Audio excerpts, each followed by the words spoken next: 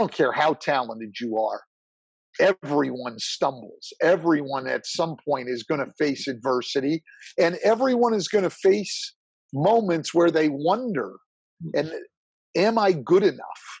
They have some self-doubt, and I think the people who have always been stars, I think it's hard for them. Most of us weren't always the star, and so we hit adversity at every level, and so we've sort of learned those lessons. But the people who cruise through, and now, gosh, you hit the professional world and you're having to learn those lessons, I think some of them really get knocked on their butts hard, because they're not able to handle the first time where it's, wow, there's a lot of good people out here and you're not the best.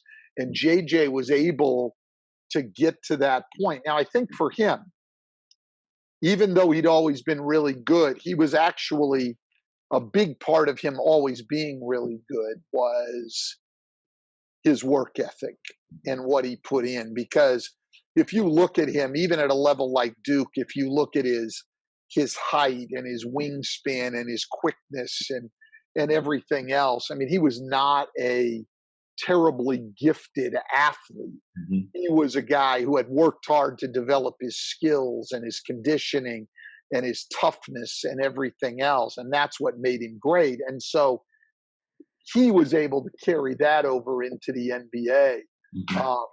And I think that's what got him through. Recognizing that everyone is going to fail, or they're probably not stretching themselves far enough. Great Uh, point. it is what should the younger generation of talent do to prepare themselves for that inevitable failure, and also enhancing their ability to bounce back? And is there, observationally speaking, is there a difference between this new generation and an older generation? I don't think there's a difference in the generation.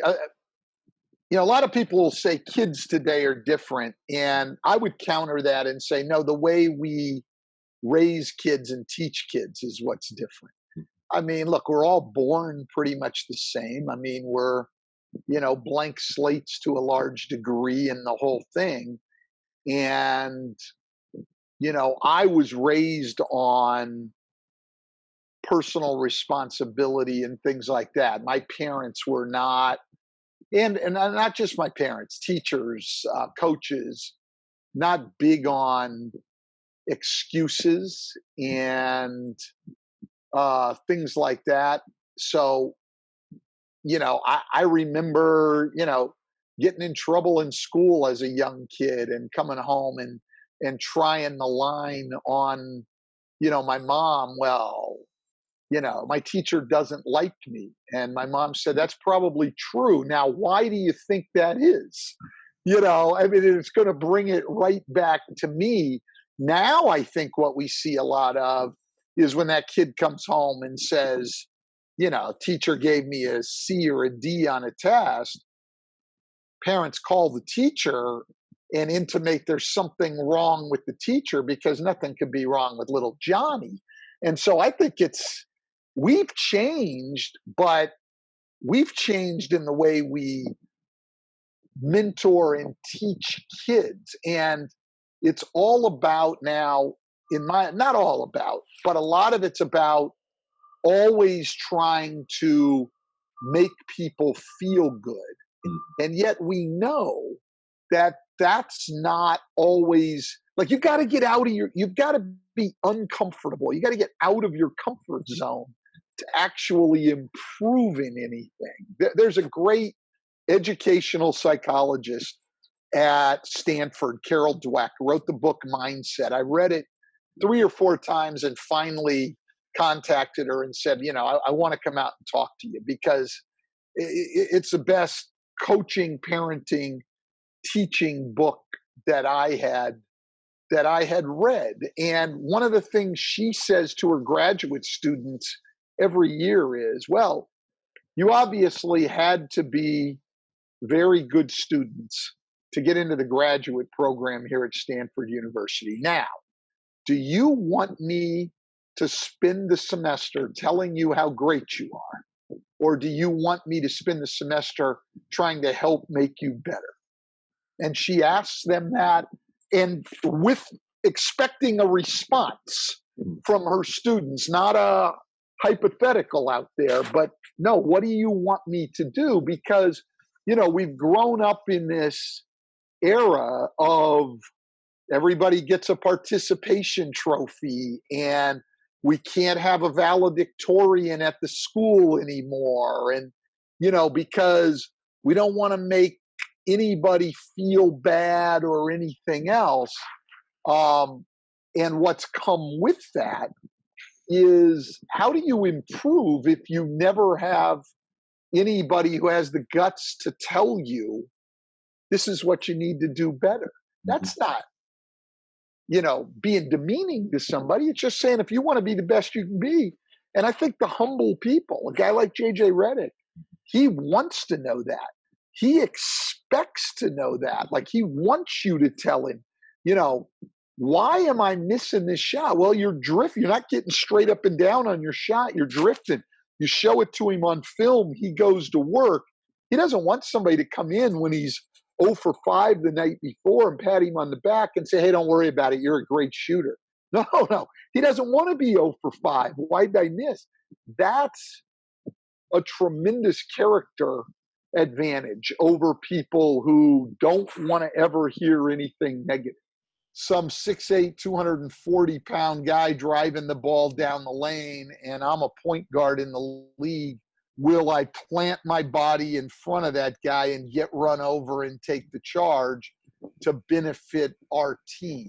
Will I, get up and into the ball and power over screens to get through? Will I set a solid screen and have the guy, basically the defender running right through my chest? Those are things of physical toughness. You have to define those things. I think if you say to a player, you're not tough enough, you'll get an argument and a befuddled look back. Everybody wants to think they're tough. You've got to show them these are the things that need to be done if we're going to win. And it's the same with resilience or any of these qualities we talk about. I think the words are fine once they're defined. These are the behaviors and the actions that we think define these words. In how important is it to get certain players on the team to model those behaviors? And is it true that everyone on the team in some way can and should be a leader? I think it's absolutely essential. Like I think in any group, team, organization, and anything, there's certainly going to be the person at the top. That person, will, I think, have two major roles, probably more, but two major roles. One is you're going to set the vision for what it is we're trying to accomplish and how we plan to get there. And then that person at the top has to be, in some cases where we can't get to consensus, has to be the ultimate decision maker. And so there is a positional type of leader. But once we have defined our culture, everyone in the organization, I think, takes a role in terms of leadership in modeling and promoting that culture. Because I think in large part, two reasons. Number one, not everybody is led by the same people. Not everybody chooses to follow the same people. The person you might be inspired by and look to as a model, an example, and someone you want to follow might be different from me. I may not have the same attraction for to that person, but I may look at somebody else. And so because those connections are different, we need as many people as possible to be leaders. I think that's one thing. And then the other thing is, we'll hear on teams all the time, well, this guy's their leader. And that's great, but that puts a lot of pressure on that one person. And I've been around some great leaders, but nobody has it every day. Like, I think I'm a good leader as a coach. Nobody has it every day. There's days that you come in there and your energy's not as good. You may be distracted by something else. Well, who's going to lead on that day? Who's going to take over that leadership? If you are in any organization, I think if you're stuck on one person has to be the leader, well, there's days we'd be better off not following that person because they don't have it. And so for me, heck, it could vary from drill to drill. We might be in a drill where the guy who's setting the best example, might be Joe over here, and you're trying to motivate everybody else, and you're saying, hey, we need to do it like Joe's doing it here. This is how we need to play. But in the next drill, maybe Joe's not running as hard as he needs to, and maybe it's Billy over here now that is, hey, guys, this is the way we need to run the floor. And so I just think because of the ups and downs of people, everybody has a responsibility for leadership. And if everybody would take that on and try to model and promote your values, nobody's going to be perfect, but we'd have enough people to choose from that those values would be promoted consistently. Self-reflection, to be able to sit down and say, okay, what was good about what I did? What did I do well?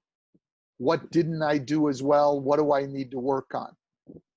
But I will say, as hard as we try to be self-aware, and it's something I've worked hard at and have prided myself on, is to be able to be self-critical.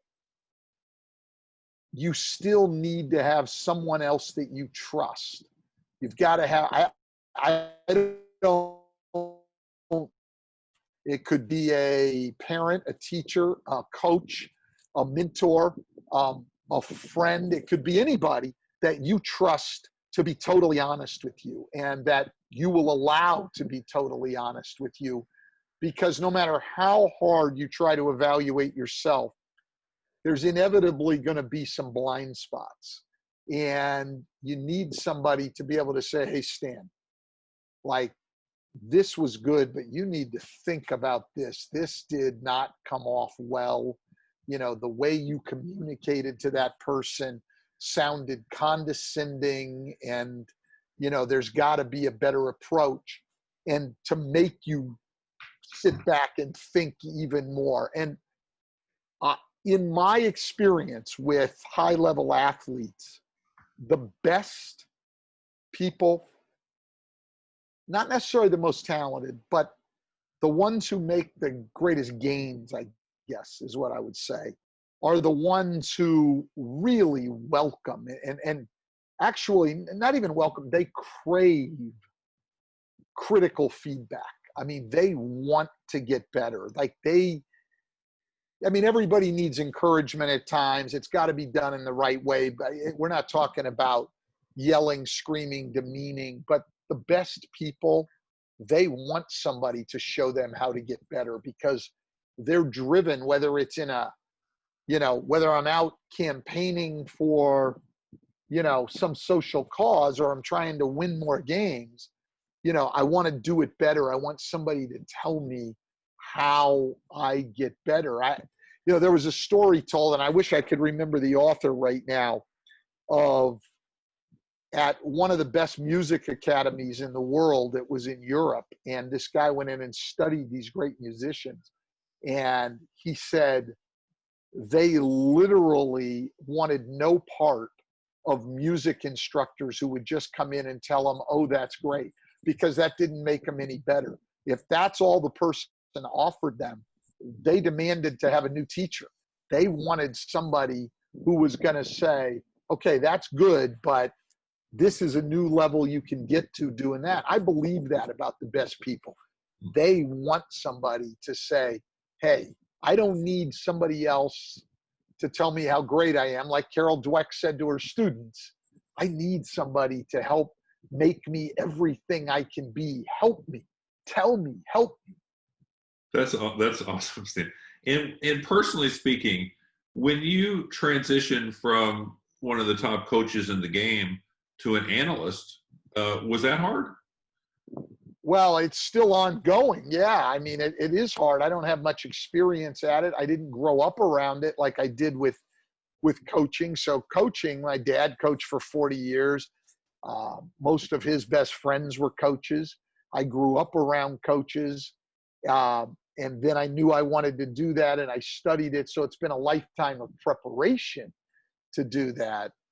You know, the media part of it is all new. And so, you know, I have to, and I have asked people for feedback in that. I mean, tell me what I need to do to be better, because it's something I, quite honestly, I know about the game that I'm watching, but how to communicate that to fans, how to, you know, like one of the things I need to do, which you can tell from this interview, is I need to make my points more concisely, you know, and especially, no, really, but especially in a game, because like you might have 10 seconds to make a point.